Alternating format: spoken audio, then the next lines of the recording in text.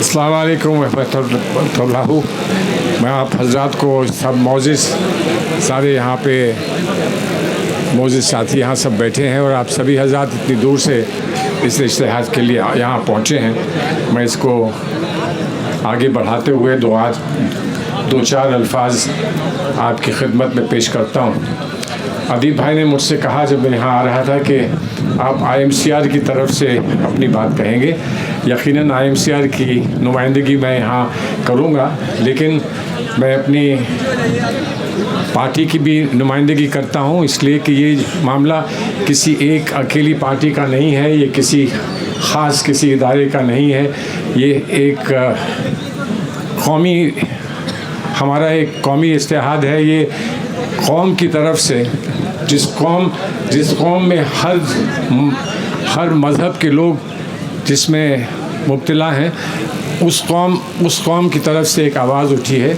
और आवाज़ अगर उन लोगों के दिल तक पहुंच जाए जो यकीनन ये कहते हैं कि हम हिंदुस्तान के आईन और हिंदुस्तान के कॉन्स्टिट्यूशन की बात करते हैं, तो हिंदुस्तान की कॉन्स्टिट्यूशन की जो बात करता है वो ये समझ जाए कि हिंदुस्तान का एक नज़रिया है, हिंदुस्तान का एक तसव्वुर है, हिंदुस्तान का एक ख्वाब है कि यहाँ पर मुख्तलिफ़ रंग के फूल एक साथ इकट्ठे होकर एक गुलदस्ता बनाएंगे और वो फ़ख्र से हम कहेंगे कि वो हमारा हिंदुस्तान है। और उसमें खुशबू हर किस्म की खुशबू होगी। ये हमारी खुशकिस्मती है कि हमारी कौम ने हिंदुस्तान के मुसलमानों ने पीढ़ी दर पीढ़ी हिंदुस्तान की बढ़ोतरी के लिए, हिंदुस्तान की मकबूलियत के लिए कितना काम किया है और कितनी अपनी खिदमत पेश की हैं, इसको कोई नज़रअंदाज नहीं कर सकता। और फिर ये सिर्फ़ हिंदुस्तान तक मामला रुकता नहीं है, ये पूरी दुनिया को एक पैगाम पहुंचाता है।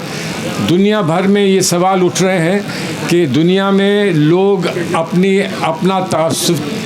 अपना तवस्सुर कैसे पेश करें, अपनी बात कैसे कहें। हिंदुस्तान एक ऐसा नमूना था, एक ख़ूबसूरत नमूना था जिसको दुनिया मानती थी और जिसको दुनिया समझती थी कि हम इनके रास्ते पर चलें, इनके नक्शे कदम पर चलें तो हमको भी यकीनन कामयाबी मिलेगी। आज उस पर एक सवालिया निशान लगाया जा रहा है। सवालिया निशान इस बात पर नहीं है कि हमारा एक इदारा है, उस इदारे पे दखल अंदाज़ी करने की कोशिश है, बल्कि यहाँ पर जो हमारी पहचान है, जो हमारी तहज़ीबी पहचान है, उस पर एक सवालिया निशान है। जो हमारा ईमान है उस पर एक सवालिया निशान लगाया जा रहा है। ये समझते नहीं हैं कि वफ़द का कितना करीबी ताल्लुक़ हमारी तहज़ीब से है, हमारे ईमान से है। और ये सवाल एक बड़े पैमाने पे सवाल उत्तराखंड में उठा है, जो UCC का मामला आया है वहाँ पर ये सवाल उठा है। हमें कहीं किसी से ये गुरेज नहीं कि वो अपनी ज़िंदगी कैसे जीना चाहते हैं। हमारा सिर्फ एक कुछ कहना है तो ये कहना है कि हमको हमारी ज़िंदगी अपने उसूलों पर जीने दीजिए, अपने ईमान पर जीने दीजिए, और हम चाहेंगे कि आप अपने ईमान पर जिएं।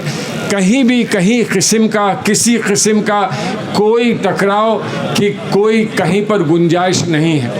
और इसी स्पिरिट के साथ बहुत कुछ हुआ है।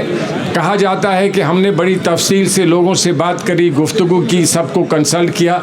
उसका एक ही जवाब है कि आपने कंसल्ट किया, आपने हमको सुना कि नहीं सुना, लेकिन आपने हमें समझा नहीं। और आज समझाने के लिए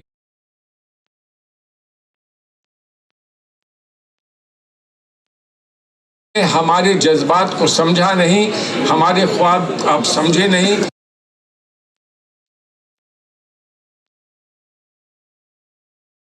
नुकसान नहीं। हाँ, ये सवाल उठता है कभी कभी ये सवाल उठता है कि हम अपने निज़ाम में बेहतरी कैसे करेंगे।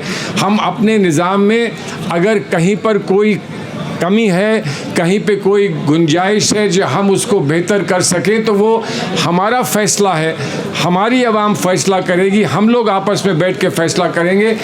अगर कोई तनकीद करता है तो वो समझ जाए कि उससे पहले अपनी कमी और अपने से शिकायत हम खुद कर लेंगे, दूसरे को हम उसकी गुंजाइश नहीं देंगे कि वो हमारी शिकायत करे। तो आप हजरात से मेरी गुजारिश ये है कि जिस स्पिरिट में आपने और जिस हिम्मत के साथ आपने इसका सामना करने का इरादा किया है, आप यकीनन आपके साथ हम लोग सब हैं।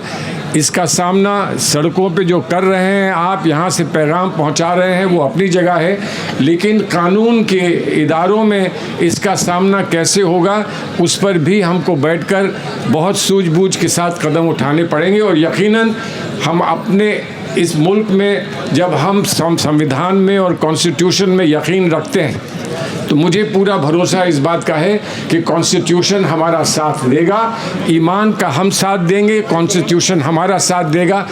इस अहद